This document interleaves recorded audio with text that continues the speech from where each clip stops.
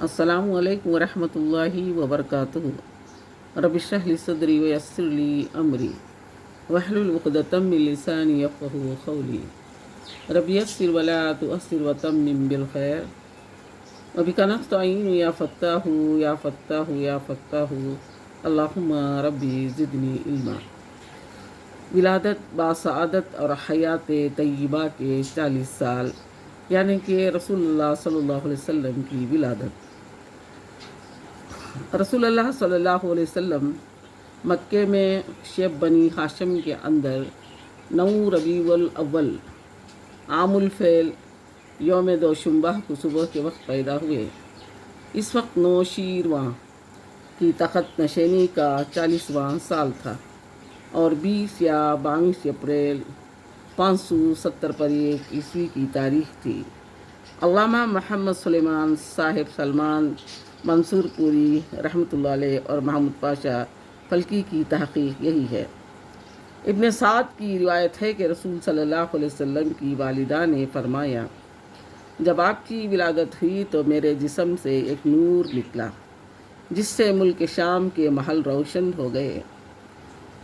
امام احمد نے حضرت ارباز بن ساریہ سے بھی تقریباً اسی مضمون کی ایک روایت نقل فرمائی ہے۔ بعض روایتوں میں بتلایا گیا ہے کہ ولادت کے وقت بعض واقعات نبوت کے پیش خیمہ کے طور پر ظہور پذیر ہوئے، یعنی ایوان کسریٰ کے 14 کنگورے گر گئے، مجوس کا آتش کدہ ٹھنڈا ہو گیا، بحر سعدہ خشک ہو گیا اور اس کے گرجے منہدم ہو گئے۔ یہ بے حقیقی روایت ہے۔ ولادت کے بعد آپ صلی اللہ علیہ وسلم کی والدہ نے عبد المطلب کے پاس پوتے کی خوشخبری بھجوائی۔ وہ شاداں و فرماں تشریف لائے اور آپ کو خانہ کعبے میں لے جا کر اللہ تعالیٰ سے دعا کی، اس کا شکر ادا کیا اور آپ کا نام محمد تجویز کیا۔ اس کے معنی ہی خوب تعریف کیا گیا۔ یہ نام عرب میں معروف نہ تھا، اس سے پہلے محمد جیسا نام کسی کا نہیں تھا۔ پھر عرب دستور کے مطابق 7ویں دن ختنہ کیا۔ آپ کو آپ کی والدہ کے بعد سب سے پہلے ابو لہب کی لونڈی صوبیہ نے دودھ پلایا۔ اس وقت اس کی گود میں جو بچہ تھا اس کا نام مسروح تھا۔ صوبیہ نے آپ سے پہلے حضرت حمزہ بن عبد المطلب کو اور آپ کے بعد ابو سلمہ بن عبد الاسد مخزومی کو بھی دودھ پلایا تھا۔ بنی سعد میں عرب کے شہری باشندوں کا دستور تھا کہ وہ اپنے بچوں کو شہری امراض سے دور رکھنے کے لیے دودھ پلانے والی بدوی عورتوں کے حوالے کر دیا کرتے تھے تاکہ ان کے جسم طاقتور اور اعصاب مضبوط ہوں اور اپنے گہوارے ہی سے خالص اور ٹھوس عربی زبان سیکھ لیں۔ اسی دستور کے مطابق عبد المطلب نے دودھ پلانے والی دایا تلاش کی اور نبی صلی اللہ علیہ وسلم کو حضرت حلیمہ بنت ابی ذؤیب کے حوالے کیا۔ یہ قبیلہ بنی سعد بن بکر کی ایک خاتون تھیں۔ ان کے شوہر کا نام حارث بن عبد العزیٰ اور کنیت ابو کبشہ تھی اور وہ بھی قبیلہ بنی سعد ہی سے تعلق رکھتے تھے۔ حارث کی اولاد کے نام یہ ہیں جو رضاعت کے تعلق سے رسول اللہ صلی اللہ علیہ وسلم کے بھائی بہن تھے: عبداللہ، انیسہ، حذافہ یا جذامہ۔ انہی کا لقب شیمہ تھا اور اسی نام سے وہ زیادہ مشہور ہوئے۔ یہ رسول اللہ صلی اللہ علیہ وسلم کو گود کھلایا کرتی تھیں۔ ان کے علاوہ ابو سفیان بن حارث بن عبد المطلب جو رسول صلی اللہ علیہ وسلم کے چچیرے بھائی تھے، وہ بھی حضرت حلیمہ کے واسطے سے آپ کے رضاعی بھائی تھے۔ آپ صلی اللہ علیہ وسلم کے چاچا حمزہ بن عبد المطلب بھی دودھ پلانے کے لیے بنو سعد کی ایک عورت کے حوالے کیے گئے تھے۔ اس عورت نے بھی ایک دن جب رسول صلی اللہ علیہ وسلم حضرت حلیمہ کے پاس تھے تو آپ کو دودھ پلایا۔ اسی طرح آپ اور حضرت حمزہ चाचा होने के अवज़ भी हज़रत हमज़ा दोहरे रज़ाई भाई हो गए, एक सोबिया के ताल्लुक़ से और दूसरे बनु साद की इस औरत के ताल्लुक़ से। रिज़ात के दौरान हज़रत हलीमा ने नबी सल्लल्लाहु अलैहि वसल्लम की बरकत के ऐसे ऐसे मनाजिर देखे कि सराहा हैरत रह गई। तफसीलात उन्हीं की ज़बानी सुनिए, यानी कि हलीमा रज़ी अल्लाह ताला अन्हु की ज़बानी।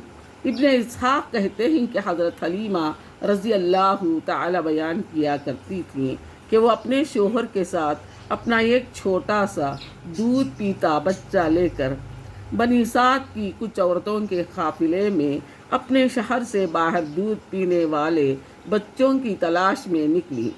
ये ख़त साली के दिन थे और ख़त ने कुछ बाकी ना छोड़ा था। मैं अपनी एक सफ़ेद गधी पर सवार थी और हमारे पास एक ऊँटनी भी थी, लेकिन बाखुदा उससे एक ख़तरा दूध ना निकलता था।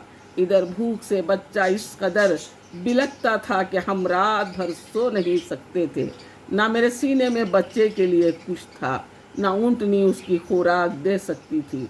बस हम बारिश और खुशहाली की आस लगाए बैठे थे।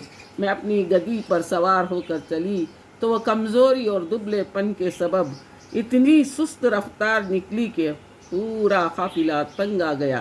खैर, हम किसी न किसी तरह दूध पीने वाले बच्चों की तलाश में मक्का पहुंच गए। फिर हम में से कोई औरत ऐसी नहीं थी जिस पर रसूल अल्लाह सल्लल्लाहु अलैहि वसल्लम को पेश ना किया गया हो, मगर जब उसे बताया जाता कि आप सल्लल्लाहु अलैहि वसल्लम यतीम हैं तो आप सल्लल्लाहु अलैहि वसल्लम को लेने से इनकार कर देती, क्योंकि हम बच्चे के वालिद से दादो दहश की उम्मीद रखते थे। हम कहते कि यह तो यतीम है, भला इसकी बेवा माँ और उसके दादा क्या दे सकते हैं। बस यही वजह थी कि हम आप सल्लल्लाहु अलैहि वसल्लम को लेना नहीं चाहते थे। इधर जितनी औरतें मेरे हमरा आई थी, सबको कोई ना कोई बच्चा मिल गया, सिर्फ मुझी को ना मिल सका। जब वापसी की बारी आई तो मैंने अपने शोहर से कहा, खुदा की कसम मुझे अच्छा नहीं लगता कि मेरी सारी सहेलियां तो बच्चे ले ले के जाएं और तन्हा मैं कोई बच्चा लिए बगैर वापस जाऊं। मैं जाकर इसी यतीम बच्चे को ले लेती हूँ, यानी कि मोहम्मद सल्लल्लाहु अलैहि वसल्लम को। शोहर ने कहा, कोई हर्ज नहीं, मुमकिन है अल्लाह इसी में हमारे लिए बरकत दे।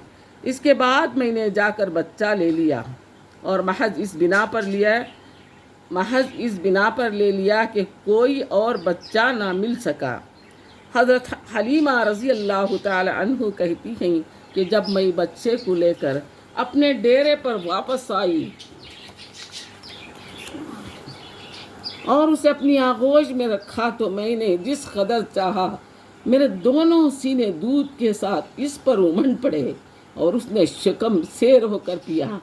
उसके साथ इसके भाई ने भी शिकम शेर होकर पिया, फिर दोनों सो गए। हालांकि इससे पहले हम अपने बच्चे के साथ सो नहीं सकते थे। इधर मेरे शोहर ऊँटनी दोहने गए तो देखा कि इसका थन दूध से लबरीज है। उन्होंने इतना दूध दोहा कि हम दोनों ने निहायत आसूदा होकर पिया और बड़े आराम से रात गुजारी। इनका बयान है कि सुबह हुई तो मेरे शोहर ने कहा, हलीमा, अल्लाह की कसम तुमने एक बाबरकत रूह हासिल की है। मैंने कहा, मुझे भी यही तवक्का है। हलीमा रज़ी अल्लाह ताला अन्हु कहती हैं कि इसके बाद हमारा काफिला रवाना हुआ। मैं अपनी इसी खस्ता हाल गद्दी पर सवार हुई और इस बच्चे को भी अपने साथ लिया, लेकिन अब वही गद्दी अल्लाह की कसम पूरे काफिले को काट कर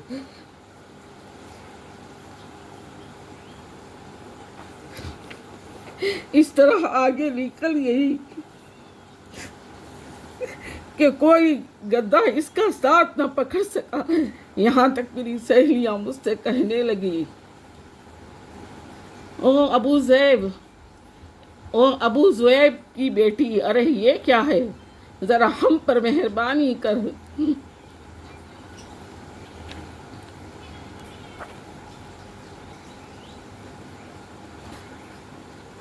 آخر یہ تیری وہی گدی تو ہے جس پر تو سوار ہو کر آئی تھی۔ میں کہتی ہوں ہاں ہاں باخدا یہی ہے۔ وہ کہتی اس کا یقیناً کوئی خاص معاملہ ہے۔ پھر ہم بنو سعد میں اپنے گھروں کو آ گئے۔ مجھے معلوم نہیں کہ اللہ کی روئے زمین کا کوئی خطہ ہمارے علاقے سے زیادہ قحط زدہ تھا، لیکن ہماری واپسی کے بعد میری بکریاں چرنے جائیں تو آسودہ حال اور دودھ سے بھرپور واپس آئیں۔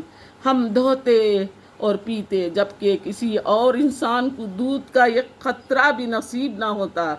ان کے جانوروں کی تھنوں میں دودھ سرے سے رہتا ہی نہ تھا، حتیٰ کہ ہماری قوم کے شہری اپنے چرواہوں سے کہتے کہ کمبختو جانوروں، ہمیں چرانے لے جایا کرو جہاں ابو ذؤیب کی بیٹی کا چرواہ لے جاتا ہے، لیکن تب بھی ان کی بکریاں بھوکی واپس آتی، ان کے اندر یہ خطرہ دودھ نہ رہتا، جبکہ میری بکریاں آسودہ اور دودھ سے بھرپور پلٹتی۔ اسی طرح ہم اللہ کی طرف سے مسلسل اضافے اور ذخیر اور خیر کا مشاہدہ کرتے رہے، یہاں تک کہ اس بچے کے 2 سال پورے ہو گئے اور میں نے دودھ چھڑا دیا۔ یہ بچہ دوسرے بچوں کے مقابلے میں اس طرح بڑھ رہا تھا کہ 2 سال پورے ہوتے ہوتے وہ کھڑا اور گھٹیلا ہو چلا۔ اس کے بعد ہم اس بچے کو اس کی والدہ کے پاس لے گئے، لیکن ہم اس کی جو برکت دیکھتے آئے تھے، اس کی وجہ سے ہماری انتہائی خواہش یہی تھی کہ وہ ہمارے پاس رہے۔ چنانچہ ہم نے اس کی ماں سے گفتگو کی۔ میں نے کہا کیوں نہ آپ میرے بچے کو میرے پاس ہی رہنے دیں کہ ذرا مضبوط ہو جائے، کیونکہ مجھے اس کے متعلق مکے کی وبا کا خطرہ ہے۔ غرض ہمارے مسلسل اصرار پر انہوں نے بچہ ہمیں واپس دے دیا۔ السلام علیکم ورحمۃ اللہ وبرکاتہ۔